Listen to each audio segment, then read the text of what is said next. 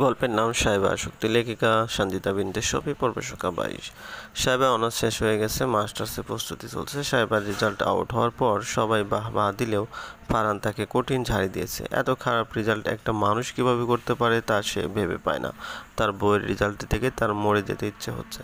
তার মতে এত জঘন্য রেজাল্ট করার জন্য সাহেবা অনেক পরিশ্রম করে পড়া ফাঁকি দিয়েছে। দেশে থাকলে সে চুমু খেয়ে গাল লাল করে দিত। একমাত্র বউকে তো আর মারা যায় না, তাই কষ্ট হলেও চুমু খেয়ে কঠিন শাস্তি দিত। ফারহানের কথা শুনে সাহেবা বাকরুদ্ধ হয়ে বসেছিল। তার রেজাল্ট এতটাও খারাপ হয়নি। ফারহানের মতো ভালো ছাত্র না হলেও সে মোটামুটি ভালো ছাত্রী, কিন্তু ফারহানের রিয়াকশন দেখে মনে হচ্ছে সে ফেল করে বসে আছে, তাও সব নাম্বারে 0 পেয়ে। সাহেবের মনটা অসম্ভব রকমের খারাপ হয়ে গেল। ফারহান অযথাই তার সাথে রাগারাগি করে, একটুও ভালোবাসে না। সারাটা দিন অভিমানে গাল ফুলিয়ে কেটে গেল। ফারহান তার অভিমান তো বুঝলই না, উল্টো তার গাল ফুলানোর জন্য ধমকি করল। তার হিসেব সাহেবা গাল ফুলিয়ে ভয়ঙ্কর অন্যায় করে ফেলেছে, এর জন্য তাকে কঠিন শাস্তি পেতে হবে। গাল ফুলিয়ে তাকে টর্চার করবে, সেটা সে কিছুতেই মেনে নেবে না। এই ফোলানো গাল দেখে সে তার জাপটে ধরে চুমু খেতে ইচ্ছে করে, কিন্তু খেতে পারে না। এটা তো কম কষ্টের না, শীতের রাতে ফ্রিজে ঢুকে থাকার মতো কষ্টের। এই মেয়ে সেটা বুঝলে তো। ফারহান ঠিক করে রেখেছে দেশে গিয়ে সবার আগে এই মেয়ের গালে কুটুস করে একটা কামড় বসিয়ে দিবে। 2 দিন হলো সাহেবা বাবার বাড়ি গিয়ে বসে আছে। ফারহান কল করে কয়েক দফা হুমকি দিয়েও কাজ হয়নি। সে যাবে না মানে যাবে না, 1 সপ্তাহ সে এখানেই থাকবে। ফারহান রেগে আগুন হয়ে কল কেটেছে আর কল করে নি। যদিও বাড়ির সবাই সাহেবাকে কিছুদিন এখানেই থাকার অনুমতি দিয়েছে, কিন্তু ফারহান সাফ মানা করেছে। সাহেবা অনড়, যে পর্যন্ত ফারহান তার অভিমান না ভাঙাবে সে যাবে না। চৌধুরী ভেলায় আজ উৎসব মুখর পরিবেশ। বাড়ির ছোট ছেলে আজ বাড়ি ফিরবে, এ নিয়ে সবার খুশি শেষ নেই। কিন্তু যার সবচেয়ে বেশি খুশি হওয়ার কথা, সে জানেও না আজ ফারহান ফিরছে। ফারহান সবাইকে কড়া গলায় নিষেধ করেছে সাহেবাকে কিছু না জানাতে। শেষে এই মেয়ের পা ভাঙবে সবার আগে, যাতে যখন তখন বাবার বাড়ি দৌড়াতে না পারে। তার জন্য দরকার হলে সারা জীবন কোলে নিয়ে ঘুরবে। সকাল সকাল আদিব এসে উপস্থিত হয়েছে ফুপির বাড়ি। আজ তার প্রাণপ্রিয় বন্ধু আসছে, তাই সে না এসে থাকতে পারেনি। ফাইজার এঙ্গেজমেন্টের পর আদিব আর এ বাসায় আসেনি। ফারহানা বেগম কয়েকবার আসতে বললেও কাজের বাহানা দিয়ে আসেনি সে। এতে ফারহানা বেগম অনেকটা রেগেছিল তার উপর, কিন্তু আজ আদিব আসতে রাগ গলে পানি হয়ে গেছে। সে এখন নানান রকম রান্নায় ব্যস্ত। ফারহানকে রিসিভ করতে কেউ যাবে না। ফারহান নিজেই কাউকে যেতে মানা করেছে, এমনকি ফ্লাইট কয়টার তাও বলেনি কাউকে। নহলে হাজার নিষেধ সত্ত্বেও সবাই গিয়ে হাজির হতো এয়ারপোর্টে। আদিব আসার পর থেকেই ফোনের মধ্যে মুখ গুজে বসে আছে। ফরহাদ এসে তার পাশে বসেছে, এতে তার কোনো খেয়াল নেই। ফরহাদ তীক্ষ্ণ চোখে তাকিয়ে আছে আদিবের দিকে। তার দৃষ্টি আকর্ষণের জন্য গলা খাঁকড়ি দিতে আদিব হকচকিয়ে তাকালো। সে সত্যি ফরহাদকে খেয়াল করেনি। ফরহাদকে এভাবে তাকিয়ে থাকতে দেখে মলিন হেসে বলল, কিছু বলবে ভাই? কি হয়েছে তোর? আমার আবার কি হবে? জোর করে হাসার চেষ্টা করে। কিছুই হয়নি। না? তাহলে চেহারা এই হাল কেন? আদিব নিজের দৃষ্টি লুকাতে লাগলো। এদিক ওদিক তাকাতুকি করে তাকে মিনমিনি গলায় বলল, আসলে অফিসে অনেক কাজের প্রেশার, তাই। ফরহাদ খ্যাক করে উঠল, রুড়ো গলায় বলল, আমাকে কাজের চাপ শিখাস? 12,000 স্টাফ আমার আন্ডারে চাকরি করে, আর বাপের আন্ডারে কাজ করে কাজের প্রেশার দেখানো হচ্ছে? মামা তোকে দিয়ে কি কাজ করায় আমি জানি না ভেবেছিস? থাপড়ে গাল ফাটিয়ে দেবো বেয়াদব। আদিব আর বলার মতো কিছু খুঁজে পেল না, মাথা নিচু করে বসে রইল। আর চোখে চোখ ঘুরিয়ে কাঙ্ক্ষিত মানুষটাকে না পেয়ে আবার চোখ নামিয়ে নিল। আজ অনেক দিন হলো ফাইজাকে দেখে না সে। ফাইজাও তার সামনে আসেনি ওই দিনের পর থেকে। দুজনের মধ্যেই লুকোচুরি চলছে, কিন্তু প্রেমিক মন তো তা মানে না। পাহাড় সমান অভিমান নিয়েও প্রেয়সীকে দেখার জন্য ব্যাকুল হয়ে থাকে, কিন্তু নিষ্ঠুর প্রেয়সী তো বোঝে না। এয়ারপোর্টের বাইরে এসে প্রাণ ভরে নিঃশ্বাস নিল ফারহান। কতদিন পরে নিজের দেশের মাটির ঘ্রাণ পেল সে। বুক ভরে নিঃশ্বাস নিয়ে গাড়ির দিকে এগিয়ে গেল। ড্রাইভারকে কল করে চলে আসতে বলেছিল সে, তাই ড্রাইভার ভোর থেকে এসে অপেক্ষা করছে। ফারহান লাগেজগুলো গাড়িতে তুলে পিছনের সিটে বসে পড়ল। গাড়ি চলতে শুরু করতে চোখ বন্ধ করে নিল। বাসায় যেতে আধা ঘন্টার মতো সময় লাগবে। এই আধা ঘন্টা এক যুগের মতো মনে হচ্ছে ফারহানের। 8টার মধ্যে বাসায় পৌঁছে গেল ফারহান। কেয়ারটেকারকে লাগেজগুলো উপরে তুলে দিতে বললে বাসায় ঢুকে গেল সে। কলিং বেল বাজাতেই ফারহানা বেগম দৌড়ে গিয়ে দরজা খুললেন। সামনে ফারহানকে দেখে আর নিজেকে আটকে রাখতে পারলেন না। ছেলেকে ঝাপটে ধরে কান্না করে দিলেন। ফারহানের চোখেও পানি ভিড় করেছে।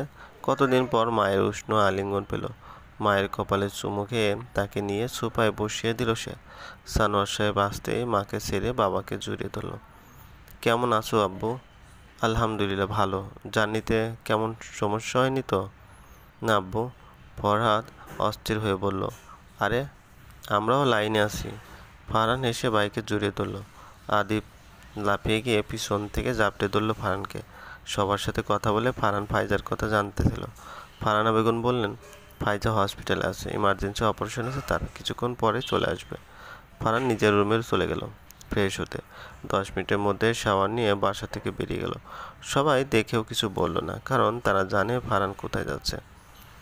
সাহেবাদের বাসায় এসে কলিং বেল বাজাতে সায়রা বেগম দরজা খুলেন।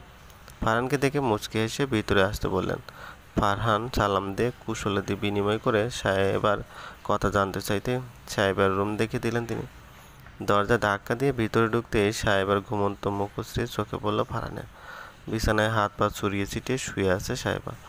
ফারহান সাহেবার আদুরে তেল তেলে মুখের দিকে তাকিয়ে রইল কয়েক মিনিট। আস্তে করে কোলে তুলে নিয়ে বেরিয়ে গেল রুম থেকে। সায়রা বেগম আর শোয়েবকে তাদের বাসায় আসতে বলে বের হয়ে গেল সাহেবাকে নিয়ে। সায়রা বেগম হাঁ করে তাকিয়েছিল ফারহানের দিকে। সাহেবাকে নিয়ে বাসায় ঢুকতে সবাই মিটমিটিয়ে হাসতে লাগলো। সাহেবা এখনও ঘুমিয়ে কাঁদা। ফারহান সাহেবাকে বেডে শুয়ে দিয়ে নিজে ওর পাশে শুয়ে পড়ল। সাহেবা একটু নড়ে চড়ে উঠতেই ফারহান তাকে হালকা করে বুকের সাথে চেপে ধরল। কপালে চুমু খেয়ে গালের মধ্যে কুট করে কামড় বসিয়ে দিল। চলবে। গল্পটি ভালো লাগলে অবশ্যই লাইক করবেন। গল্পের নাম সাহেবা শক্তির, লেখিকা সঞ্জিতা বিনতে শফি, পর্ব সংখ্যা 23। ইদানিং ফারহানের ভাবনাগুলো খুব জ্বালাতন করছিল সাহেবাকে। কয়েকদিন ঠিক করে ঘুম হচ্ছে না, না পেরে রাতে একটা হালকা পাওয়ার ঘুমের ওষুধ কিনেছিল সে। তাই এত বেলা হওয়ার পরেও ঘুম ভাঙেনি তার। এমনিতে সাহেবার ঘুম খুব গভীর। ঘুমের মধ্যে দিয়ে ফেলে দিয়ে আসলেও সে টের পাবে না। মুখের উপর গরম নিঃশ্বাসের আভাস পেতেই নড়ে চড়ে উঠল সাহেবা।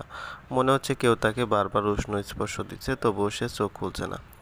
চোখ মুখ কুঁচকে নড়ে চড়ে আবার ঘুমানোয় মন দিল, কিন্তু গালে কামড় পড়তে ঘুমকে ছুটি দিয়ে লাফিয়ে উঠল সাহেবা। হঠাৎ করে এমন হওয়ায় পুরো শরীর কাঁপছে তার। ফারহান সাহেবার অবস্থাটা বুঝতে পেরে তাকে বহু বন্ধনে আবদ্ধ করে ফেলল। সাহেবা এখনও ঘোরের মধ্যে আছে। ফারহান আলতো হাতে সাহেবার মাথায় হাত বুলিয়ে দিচ্ছে। একটু স্বাভাবিক হওয়ার পরেই খেয়াল হলো তাকে কেউ আঁকড়ে ধরে আছে। অবাক হয়ে তার দিকে ঘুরতেই ফারহানকে দেখে স্থির হয়ে গেল সে। মিনিট কয়েক পলকহীন চোখে তাকিয়ে থেকে ঝাঁপিয়ে পড়ল ফারহানের বুকে। খাটের উপর হেলে পড়ল ফারহান। চোখে পানি আর ঠোঁটে হাসি নিয়ে প্রিয়সীর মাথা নিজের বক্ষে চেপে ধরে রইল। একে বুঝি পরম সুখ বলে। মনে মনে আল্লাহর কাছে শুকরিয়া আদায় করে বুকের সাথে শক্ত করে চেপে ধরল সাহেবাকে। সাহেবা ফুপিয়ে কেঁদেই যাচ্ছে।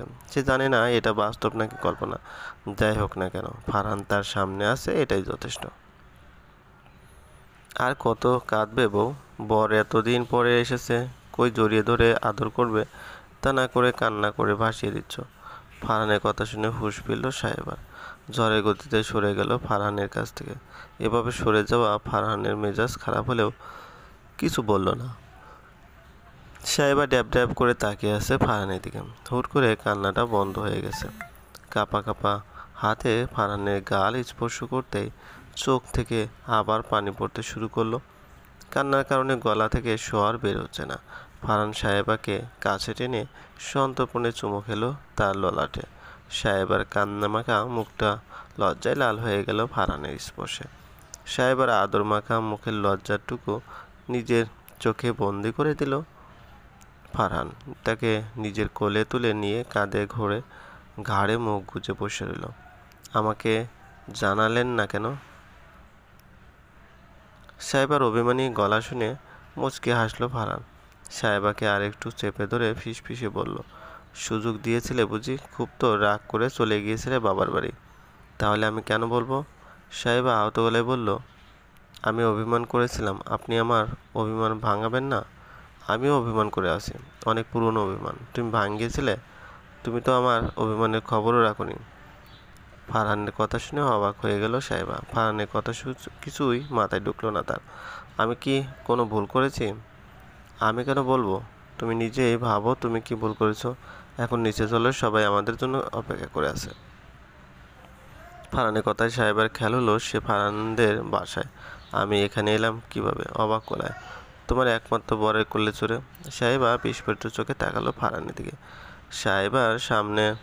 সবার সামনে আপনি আমাকে কোলে করে নিয়ে এসেছেন? হ্যাঁ। এমন রিয়্যাক্ট করার কিছু হয়নি। এর আগেও আমি তোমাকে রাস্তা ভর্তি লোকের সামনে কোলে নিয়েছি। অসভ্য বিড়বিড় করে। আমি শুনছি। এখন যদি না চাও অসভ্যগিরি শুরু করি তাহলে তাড়াতাড়ি ফ্রেশ হয়ে এসো। আমি নিচে যাচ্ছি। নিচে ভাইয়া আর আদিপ আছে। হিজাবের উপর বড় ওড়না দিয়ে বড় করে ঘোমটা দিয়ে আসবে। আমি যেটা দিয়ে তোমাকে ঢেকে নিয়ে এসেছি ওটাই পরে আসো। এটা তুলনামূলকভাবে বড় আছে, বুঝেছো? হুম। ফারহান সাহেবের অভিমানে ফুলিয়ে রাখা গাল টেনে পরপর কয়েকটা চুমু খেয়ে তড়িৎ গতিতে বেরিয়ে গেল রুম থেকে। সাহেবা এখনও গালে হাত দিয়ে বসে আছে। আগের গম্ভীর ফারহানের সাথে এ ফারহানের কোনো মিলই নেই। ঘুমের ওষুধের জন্য মাথাটা এখনো ঝিমঝিম করছে। সাহেবা ওয়াশরুমে চলে গেল। একটু শাওয়ার নিলে হয়তো ভালো লাগবে। হসপিটাল থেকে মাত্র এসেছে ফাইজা, তার সাথে জাবেরও এসেছে। ড্রয়িং রুমে এসে আদিবের মুখোমুখি হতে চোখ নামিয়ে নিল ফাইজা। এই ছেলের চোখের দিকে তাকালে কলিজা কেঁপে ওঠে তার। কি ভয়ঙ্কর সে দৃষ্টি! জাবের হাসি মুখে সবার সাথে কুশল বিনিময় করলো। ফারহানের তীক্ষ্ণ দৃষ্টি তার দিকে। ফারহানা বেগম বাদে জাবেরের উপস্থিতিতে কেউই সন্তুষ্ট নয়, তবুও সবাই তার সাথে হাসি মুখে কথা বলছে। ফাইজা বিরক্তিতে মুখ কুঁচকে আছে। এই লোকটা প্রচণ্ড গায়ে পড়া। এমন গায়ে পড়া মানুষ ফাইজার একদম পছন্দ নয়। হসপিটাল থেকে অনেকটা জোর করেই তার সাথে চলে এলো সে। ন্যূনতম আত্মসম্মান বোধ নেই। ফারহানের কাছে গিয়ে ফারহানকে জড়িয়ে ধরলো ফাইজা। কতদিন পরে ছোট ভাইকে কাছে পেল। তুই ঠিক আছিস ভাই? আসতে কোনো সমস্যা হয়নি তো? উফ আপু, আমি ছোট বাচ্চা নই। তুমি ফ্রেশ হয়ে এসো, আমরা একসাথে ব্রেকফাস্ট করব। ফাইজা আর চোখে আদিবের দিকে তাকালো। সে নিজের ফোনে মগ্ন। ফাইজা নামের কেউ তার সামনে আছে যেন তার চোখে পড়ছে না।